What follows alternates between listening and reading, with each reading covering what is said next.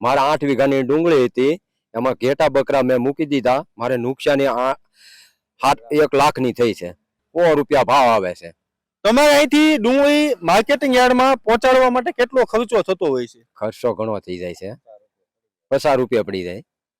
50 રૂપિયા જેટલો ખર્ચો તમારે થઈ જાય છે અને અહીંથી ટૂંકમાં લઈ જવાનો ખર્ચો પણ નીકળતો નથી। તો તમે 8 વીઘાની ડુંગળીની અંદર ઘેટા બકરા ચગાવી દીધા। 8 વીઘાની ડુંગળી ઉપર ઘેટા બકરા સરાવી દીધા અને 1 લાખ રૂપિયાની મારે નુકસાની છે।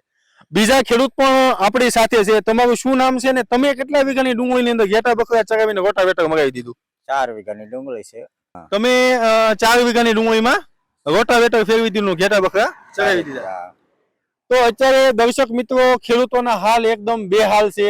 જેવો ડુંગળીની અંદર પોષણક્ષમ ભાવ નહીં મળવાથી ઘેટા બકરા ચડાવી દે છે અને પછી રોટાવેટર મારીને ડુંગળીનો નાશ કરે છે। 4 વીઘાની ડુંગળી કરી છે, એમાં કાંઈ ભાવ મળ્યું નથી અને ખાતર પોતર નાખ્યું, દવા નાખી, બધું કર્યું અને કોઈ વસ્તુનું 1 પૈસાનું ઉત્પાદન નથી લીધું અને એમાં લાખ રૂપિયાની તો ખોટ ગઈ છે।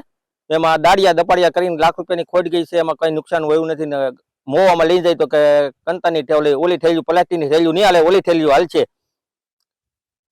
તો પૂરતો ભાવ ન મળતા તો અમારે ઘેટા બકરા સારી દીધા છે, તો હવે અમારે રોટાવેટર હાલશે।